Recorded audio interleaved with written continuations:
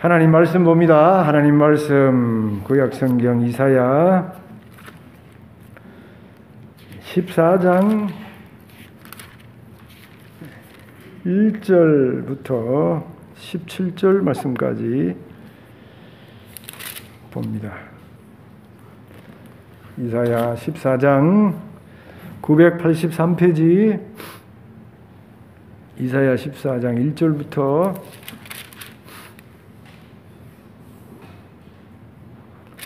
17절 말씀까지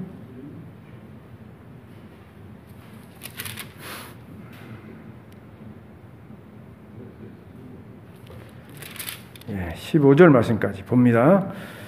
여호와께서 야곱을 긍휼히 여기시며 이스라엘을 다시 택하여 그들의 땅에 두시리니 나그네 된 자가 야곱 족속과 연합하여 그들에게 복속될 것이며 민족들이 그들을 데리고 그들의 본토에 돌아오리니 이스라엘 족속이 여호와의 땅에서 그들을 얻어 노비로 삼겠고 전에 자기를 사로잡던 자들을 사로잡고 자기를 압제하던 자들을 주관하리라. 여호와께서 너를 슬픔과 곤고와 및 내가 수고하는 고역에서 놓으시고 안식을 주시는 날에 너는 바벨론 왕에 대하여 이 노래를 지어 이르기를 압제하던 자가 어찌 그리 그쳤으며 강포한 성이 어찌 그리 패하였는고 여호와께서 악인의 몽둥이와 통치자의 귤을 꺾으셨도다. 그들이 분내어 여러 민족을 치되 치기를 맞이 아니하였고 노하여 열방을 억압하여도 그 억압을 막을 자 없었더니 이제는 온 땅이 조용하고 평온하니 무리가 소리 높여 노래하는도다. 향나무와 레바논의 백향목도 너로 말미암아 기뻐하여 이르기를 내가 넘어져 있은즉 올라와서 우리를 베어버릴 자 없다 하는도다. 아래에 수월이 너로 말미암아 소동하여 내가 오는 것을 영접하되 그것이 세상의 모든 영웅을 너로 말미암아 움직이게 하며 열방의 모든 왕을 그들의 왕자에서 일어서게 하므로 그들은 다 내게 말하 이르기를 너도 우리같이 연약하게 되었느냐 너도 우리같이 되었느냐 하리로다. 내 영화가 수월에 떨어졌으며 내 비파 소리까지 이로다.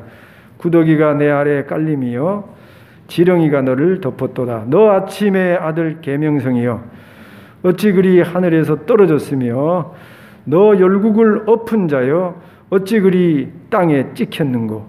내가 내 마음에 이르기를 내가 하늘에 올라 하나님의 뭇별 위에 내 자리를 높이리라. 내가 북극 지폐의 산 위에 앉으리라. 가장 높은 구름에 올라가 지극히 높은 이와 같아지리라 하는도다. 아멘.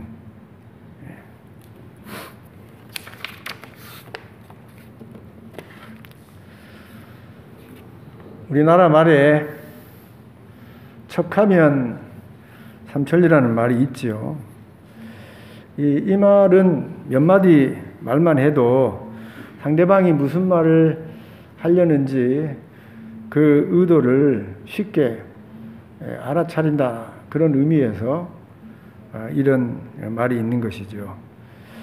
저와 여러분이 소통을 잘 하려면 그리고 남들보다 상황을 좀 더 빨리 이해하려고 하면 상대방이 어떤 의도를 가지고 나에게 말을 하는지 그 말의 맥락을 빨리 알 수 있어야 합니다.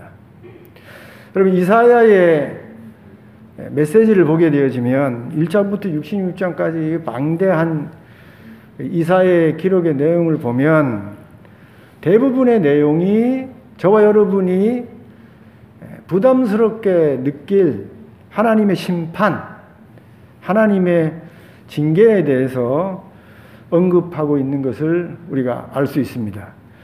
넘겨보면 하나님의 무서운 심판의 내용, 또 넘겨보면 하나님의 무서운 징계의 내용이 이스라엘 백성과 이스라엘 나라 주변의 모든 나라를 향해서 하나님이 말씀하고 있는 것입니다.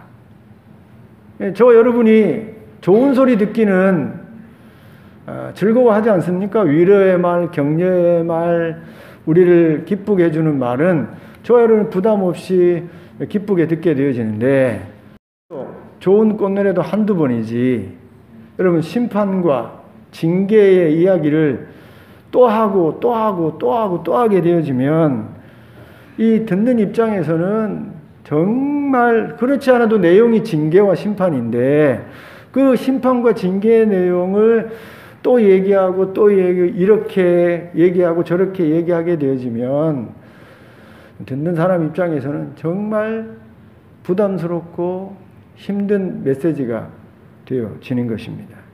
말씀드린 대로 이사야의 메시지는 계속해서 반복해서 심판과 징계의 내용을 언급하고 있는데, 그래서 우리가 큰 부담 가운데 이사야의 메시지의 포인트는, 포커스는 우리를 향한 하나님의 심판과 징계에 대한 경고에 있다. 그렇게 이해하기가 쉬운 것입니다. 그런데 처음 말씀드린 것처럼 상대방하고 소통을 잘하려면, 상대방의 의도를 바르게 이해하려면 그 말하는 메시지의 포인트를, 그 초점을 빨리 알아차려야 되는 거예요.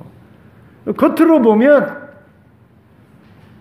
이사야의 메시지는 심판과 징계에 대한 경고에 있는 것 같은데 그렇지 않습니다. 이사야의 메시지의 정말 핵심 메시지 포인트는, 초점은 희망과 소망이 있는 거예요.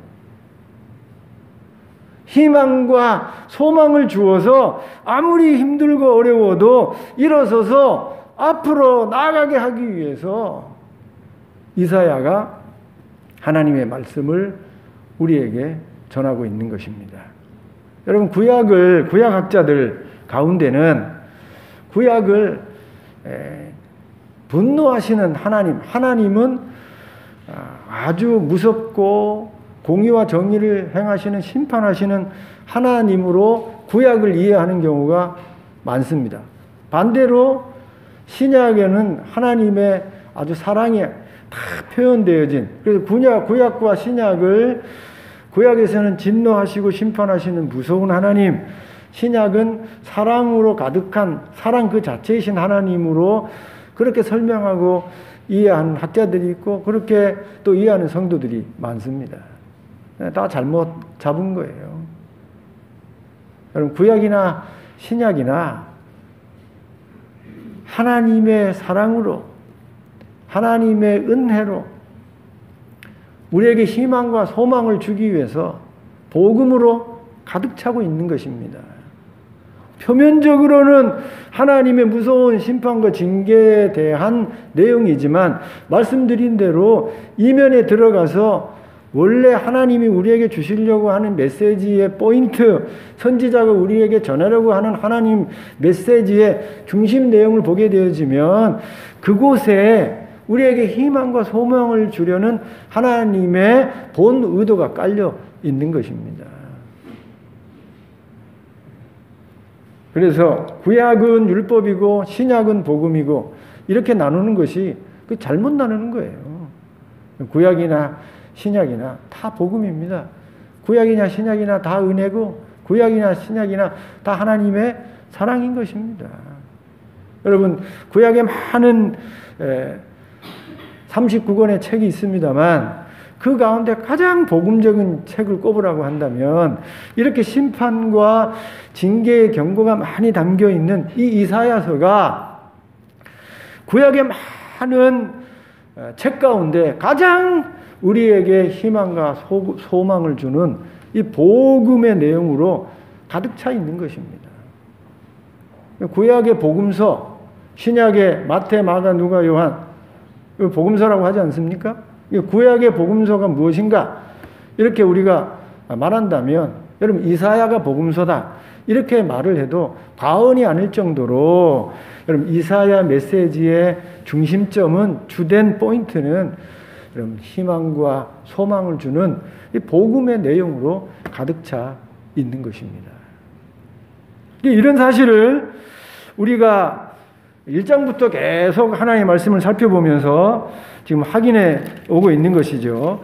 한번 살펴보십시다. 정말 이사야의 메시지의 중심이 심판과 징계에 대한 경고에 있는 것인지 아니면 우리에게 희망과 소망을 주는 복음에 있는지를 우리 한번 살펴보시면 1장 18절 보십시다. 1장 18절 19절 20절 우리 다 살펴본 내용인데 한번 같이 읽어볼까요? 시작. 여호와께서 말씀하시되 오라 우리가 서로 변론하자. 너희 죄가 주홍 같을지라도 눈과 같이 이어질 것이요 진홍같이 붉을지라도 양털같이 희게 되리라. 너희가 즐겨 순종하면 땅의 아름다운 소산을 먹을 것이요 너희가 거절하여 배반하면 칼에 삼켜지리라. 여호와의 입에 말씀이니라.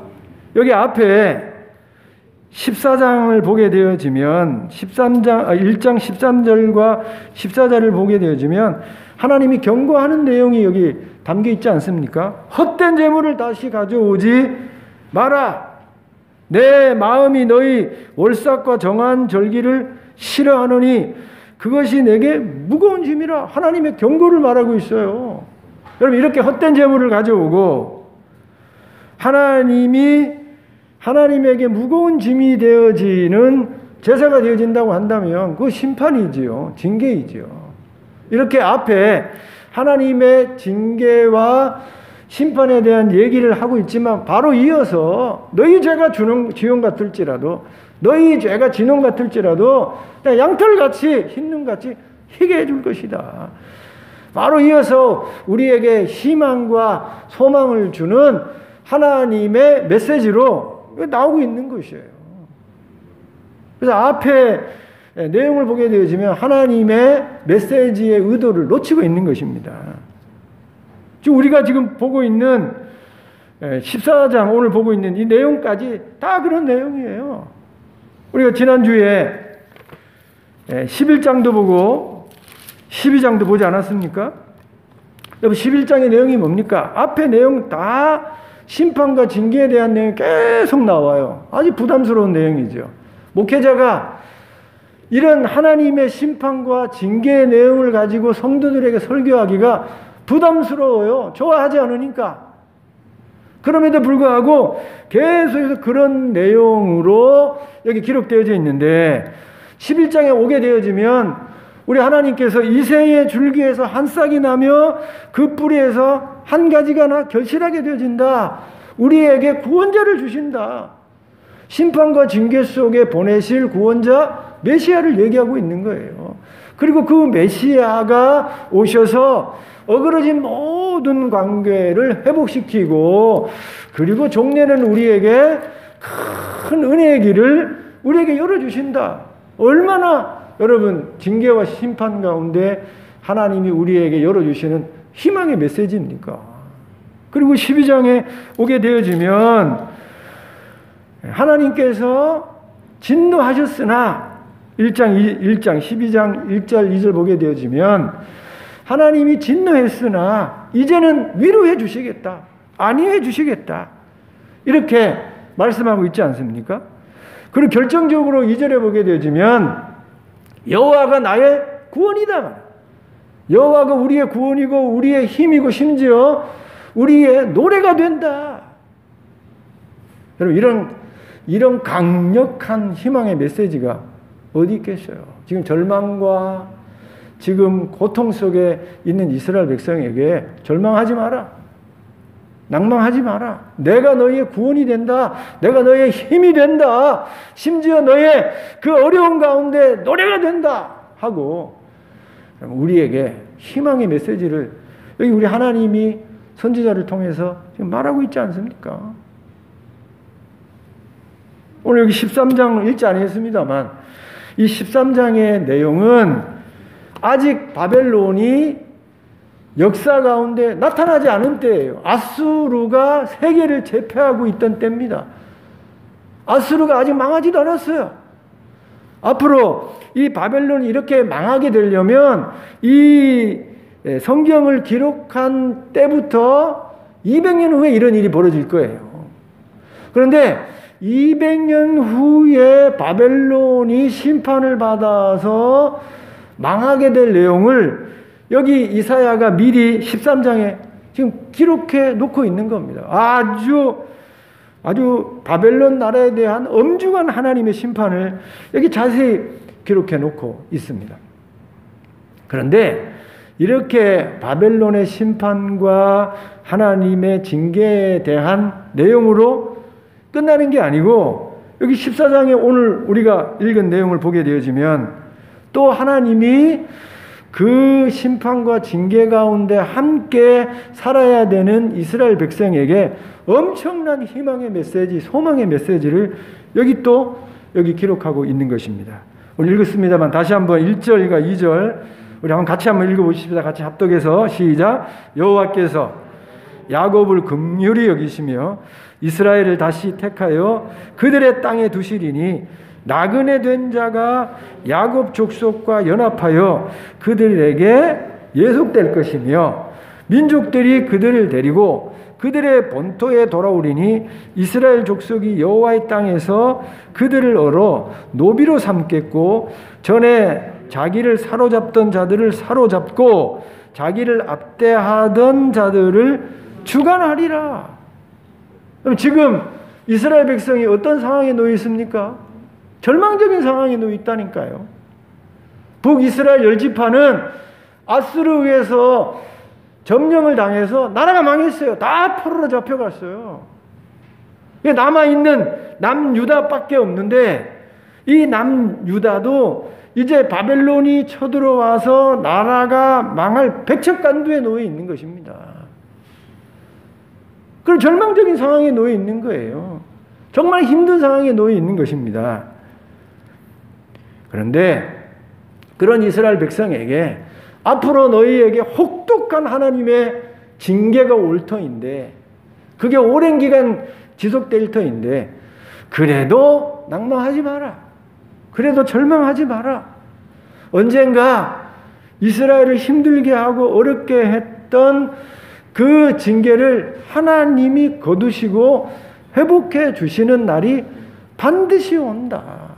라고 이 징계 속에 있는, 징계를 앞두고 있는 이스라엘 백성에게 하나님이 이런 희망의 메시지, 소망의 메시지를 여기 복음으로 우리에게 전해주고 있는 것입니다.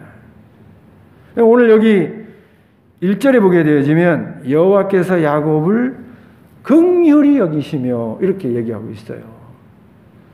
하나님이 지금은 죄를 지어서 잘못된 길을 걸어가서 하나님의 매를 맞을 수밖에 없는 이스라엘 백성이지만 언젠가 하나님이 일방적으로 긍휼히 여기셔서 불쌍히 여기셔서 하나님이 다시 회복시켜 주시되 이전보다 더 복되고 더 영광스러운 회복으로 이스라엘에게 갚아주시겠다는 거예요. 여기 보세요. 2절에 보세요. 민족들이 그들을 데리고 그들의 본토에 돌아오리니. 자기 스스로 돌아오는 게 아니라니까요. 민족들이 데리고 와요. 민족들이. 옛날에 높은 분들이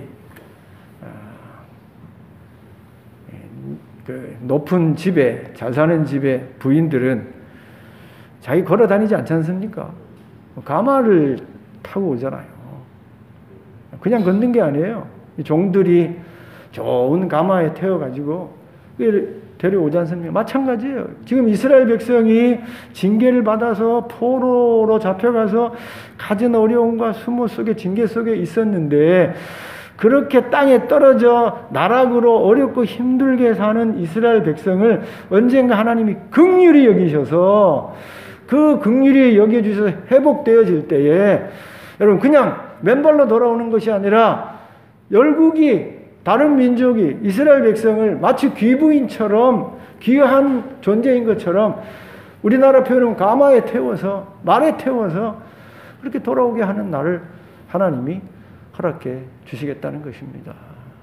얼마나 여러분 희망과 소망을 주는 복음의 메시지입니까? 여기서 중요한 거는요, 이 긍휼히 여기신다는 이 하나님의 말씀이 이스라엘 백성의 어떤 긍휼히 여길 만한 행위가 좋거나 좋지 않거나 상관하지 않다는 거예요. 그럼 보통 우리가 인간이 다른 사람에게 긍휼히 여김을 받으려면 긍휼히 여김 받을 수 있는 노릇을 해야 되지 않습니까? 내가 죄를 지었어요. 부모에게 잘못을 했다 그러면 부모에게 용서를 받고 다시 사랑을 받으려면 잘못했습니다 하고 그 용서를 빌고 그리고 다시 사랑을 받을 수 있는 행위를 해야 되는 것이죠. 그만한 모습을 이렇게 갖추게 되어지면 그런 회개하고 돌이키는 모습을 보고 그리고 어깨를 두들겨주고 용서해주고 긍휼을 베풀게 되어지는 것이죠. 그런데 여기 저와 여러분이 놓치지 말아야 할 점은 이스라엘 백성이 어떠하든지 하나님 앞에 긍휼히 여길 만한 그런 행위를 하든지 하지 아니하든지 상관없이 하나님이 일방적으로 때가 되면 야곱을 긍휼히 여기신다는 거예요. 그럼 이게 중요한 겁니다. 그럼 저와 여러분이 지금 구원을 받아서 하나님의 자녀가 되어지고 지금 천국을 바라보며 살아가고 있는데 여러분 이게 여러분의 노력과 여러분의 행위로 인해서 있어진 구원이고 여러분 천국에 들어가게 되어진 것입니까? 그렇게 오해하게 되어지면 신앙을 성경의 진리를 복음을 잘못 이해하게 된 것입니다. 저와 여러분이 하나님의 자녀가 되고 구원을 받고 천국에 들어가는 것은 우리의 하나님 앞에 긍휼히 여김 받을 만한 우리의 어떤 행위, 어떤 모습 때문에 하나님이 그걸 보시고 저와 여러분을 하나님의 자녀로 구원하고 천국의 백성으로 천국에 들어가도록 하나님 긍휼을 베푸신 게 아니에요. 성경에 보면 우리가 아직 죄인 되었을 때 하나님 앞에 긍휼을 얻을 만한 그 어떤 모습이나 그 행위가 없음에도 불구하고 하나님이 일방적으로 하나님이 우리에게 은혜를 베풀어서 하나님이 우리를 구원하고 하나님의 자녀가 되고 천국 백성이 되게 해주셨다는 것입니다. 제가 늘 말씀드립니다만 감리교 우리 형제들도 다 우리 믿음의 형제들이에요. 감리교에도 정말 우리 장로교인들이 도전받을 만한 그런 아름다운 신앙생활을 합니다. 특별히 이 감리교회는 이 행위 구원을 강조하기 때문에 삶이 우리 장로교인들에 비해서 얼마나 성결하고 바르게 살려고 노력하고 애쓰는지 모릅니다. 그래서 그 감리교단 중에 어떤 교단은 감리교회라고 쓰지 않고 성결교회라고 하지 않습니까? 성결하게 살아야 된다. 이 땅을 성결하게 살아야 거기에 구원이 있고 거기에 하나님의 축복이 있고 하나님의 역사가 있다. 그렇게 믿어서 정말 말이나 행동이나 세상 사람의 빛이 되고 소금이 되는 그런 아름다운 삶을 살려고 노력하고 애쓰는 거죠. 여러분 우리 장로교인들이 그런 삶의 모습을 보면서 도전을 받아야 돼요. 그런데 참으로 안타까운 일은 여기 분명히 여기 14장 1절에 여호와께서 야곱을 긍휼히 여기시며 이 긍휼히 여기심에 있어서 어떤 조건이 붙지 않는다는 거예요. 70년 동안 200년 동안 앞으로 징계를 받으면서 하나님 앞에 심판을 받으면서 눈물을 흘리고 회개하고 돌이켜서 긍휼히 여길 만한 어떤 행위를 해서 그것을 보시고 하나님이 비로소 긍휼히 여기시고 여러분 회복시켜 준다는 그런 말이 없어요. 하나님이 때가 되면 하나님의 섭리 가운데 하나님의 계획과 뜻 가운데 하나님이 그야말로 일방적으로 우리의 어떠함에 상관없이 하나님이 야곱을 긍휼히 여기셔서 다시 그들의 땅에 두신다는 겁니다. 그냥 두시는 정도가 아니라 나그네 된 자가 야곱 족속과 연합하여 그들에게 예속될 것이며 같이 돌아오게 된다는 거예요. 그런 큰 은혜를 우리에게 허락해 주신다는 것입니다. 감리교회가 이런 하나님의 일방적으로 베풀어 주시는 하나님의 주권적인 은혜를 놓치고 있는 거예요. 그런 면에 있어서는 같이 천국 가는 우리 형제 자매들이지만 그런 면에 좀 안타까운 면이 있죠. 근데 우리 장로교인들은 하나님이 일방적으로 은혜를 주셔서 우리가 택함의 은혜를 받고 하나님의 자녀가 되고 구원을 받았다는 사실은 아는데 이런 큰 구원의 은혜를 일방적인 은혜를 하나님이 우리의 어떠함과 상관없이 긍휼을 베풀어 주신 큰 은혜를 받았으면 그 은혜를 받은 자로 이 땅을 은혜 받은 자답게 하나님의 영광이 되고 기쁨이 되고 그렇게 은혜를 베푸신 목적을 쫓아서 여러분 거룩한 백성으로 하나님의 영광이 되는 그런 삶을 살아내야 되는데 안타깝게도 우리 장로교인들은 하나님의 택하심의 은혜만 알지 그 은혜를 입은 자로서의 의무로 살아야 되는 아름다운 삶, 지혜로운 삶을 또 놓치고 있어요. 그래서 이걸 중간에 좀 믹서해야 돼.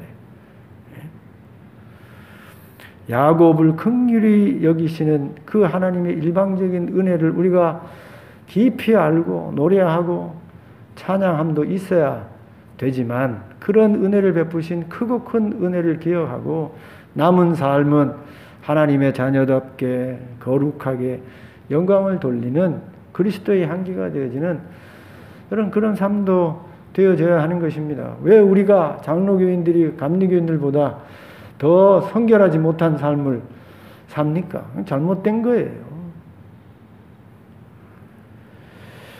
하나님이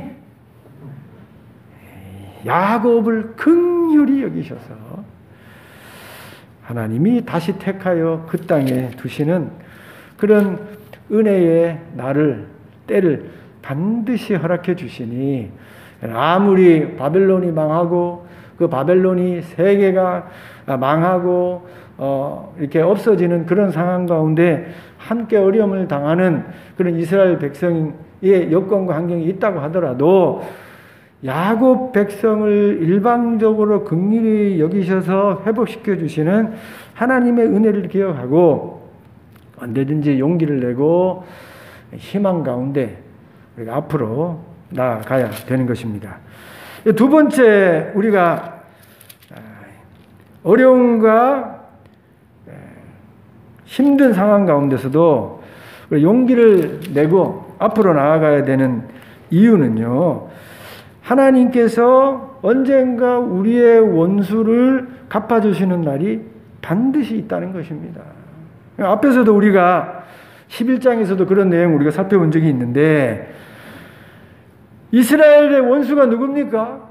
이스라엘 나라를 망하게 만들고 이스라엘 백성을 슬픔의 고통 속에 어려움의 나락 속에 외형적으로 빠지게 한 나라가 누굽니까? 아수르예요. 앞으로 바벨론이 이렇게 이스라엘 백성으로 하여금 나라를 망하게 하게 포로로 잡아가서 노예로 삼고 오랜 기간 동안 힘들고 어렵게 하는 그런 일을 이 아수르와 바벨론 나라가 하게 될 것입니다.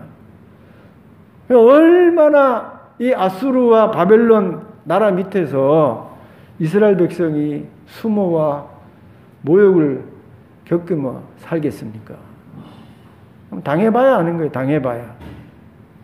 우리 인간이 얼마나 어리석인지 당해보지 않으면 몰라요. 다른 사람이 암에 걸리고 다른 사람이 아프고 다른 사람이 가난하고 그걸 내가 겪지 못하면 공감하지 못하는 게 우리 인간인 것입니다. 내가 한번 가난해 봐야 돼요. 철저히 땅에 티끌처럼 낮아져서 정말 한 끼도 못 먹는 그런 어려움 속에 한번 떨어져 보게 되어지면 그때부터 가난한 사람이 내 눈에 보여요. 그 정도로 어리석고 미련한 게 우리 인간인 것입니다. 내가 가난해 보지 못하면 가난한 사람을 공감하기가 어려워요. 내가 감옥에 갇힌 그런 어려움을 겪어보지 못하면 지금 감옥에 있는 사람이 얼마나 힘들고 어려운 삶을 사는지 공감하지 못하는 게 우리 어리석고 미련한 우리 인간인 것입니다. 바벨론에 아수르의 나라가 망해서 포로로 잡혀가서 그 사람들의 식민지 노예가 되어져서 1년도 아니고 10년도 아니고 70년, 100년, 200년 살아가는 고통이 얼마나 크겠어요. 그리고 당하는 그 억울함이, 그 눈물이, 그 수욕이, 그 모욕이 얼마나 크겠어요. 원수지요, 원수. 그런데 하나님께서 그 이스라엘 백성이 당하는 그 모욕과 수치와 어려움을 하나님이 하나도 놓지 않고 하나님이 다 보고 계셨다가 여기 13장 오늘 읽지 않았습니다만 바벨론에게 다 갚아주시는 것입니다. 바벨론 나라는요 역사 가운데 그런 나라가 없어요. 노래도 있지 않습니까? 팝송에도 뭐 바벨론이라는 나라가 많고, 여러분 아수르라는 강대국이 많이 로마도 있지만 여러분 그런 나라보다 바벨론이라는 나라를 역사 가운데 엄청난 나라로 여러분 역사가들이나 사람들이 기억하고 있는 것이죠. 여러분 바벨론의 도성을 얼마나 컸는지 한번 제가 예로 드리면 여러분 바벨론이라는 성이요 30마일이에요. 30마일. 1마일이 1.6km 아닙니까? 1.6km 곱하기 30 하면요 한 40km 된단 말이에요. 그 바벨론의 그 옛날에 바벨론의 도성이 성으로 쌓은 도성이 그렇게 큰 어마어마한 그 나라입니다. 그렇게 힘 있는 나라가 주변의 작은 나라들을 다 정복하고 여러분 통치하면서 얼마나 힘들게 했겠어요. 작은 나라들이 그 압제를 받으면서 그 지배를 받으면서 얼마나 많은 여러분 그 억울함을 이 원수로 삼는 마음을 가졌겠습니까? 그런데 초강대국이 어떻게 할 줄 없지 않습니까? 오늘 여기 한번 보세요. 12절 한번 읽어보세요. 12절 다 같이 시작. 너 아침의 아들 계명성이여 어찌 그리 하늘에서 떨어졌으며 너 열국을 엎은 자여 어찌 그리 땅에 찍혔는가? 내가 내 마음에 이르기를 내가 하늘에 올라 하나님의 뭇별 위에 내 자리를 높이리라. 내가 북극 지표의 산 위에 앉으리라. 가장 높은 구름에 올라가 지극히 높은 이와 같아지리라 하는도다. 얼마나 바벨론의 힘이 영광이 여러분 크고 대단했으면 여러분 바벨론을 계명성이라고 이렇게 비유했겠습니까? 하나님과 같아지리라. 그 정도로 강대해서 교만해서 여러분 많은 사람들을 지배하고 억울하게 만들고 원수로 되었던 나라가 이 바벨론 나라예요. 근데 하나님이 그렇게 억울하게 눈물을 흘리게 하고 이스라엘 백성으로 모욕과 수치와 힘들게 했던 이 바벨론을 그렇게 하지 않으면 어찌 그리 땅에 찍혔는고. 하나님 그렇게 하시겠다는 겁니다. 하나님 확 엎어가지고 하나님이 이스라엘의 그 모욕과 수치와 그 억울함을 완전히 갚아주시는 날을 반드시 허락해 주시겠다는 거예요. 그래서 희망인 거예요. 그래서 이게 소망이 되는 겁니다. 저와 여러분이 신앙생활을 할 때에, 저와 여러분 믿음으로 살아갈 때에 얼마나 우리를 힘들게 하고 어렵게 하는 원수 같은 환경이 있고 원수 같은 사람이 있습니까? 예수 때문에 참는 거예요. 믿음 때문에 모든 모욕과 수욕을 참아내는 겁니다. 피눈물이 날 때가 있어요. 내가 그 사람보다 못한 게 뭐가 있습니까? 내가 그 사람보다 뭐 못 삽니까? 배운 게 적습니까? 여러분이 못한 게 없어요. 더 뛰어나면 뛰어날 수도 있는데 예수 이름의 영광을 가릴까봐, 하나님의 이름에 먹칠을 할까봐, 하나님의 존귀한 그 은혜의 역사에 혹시나 내 말과 행동이 하나님의 영광을 가릴까봐 참아내는 거였어요.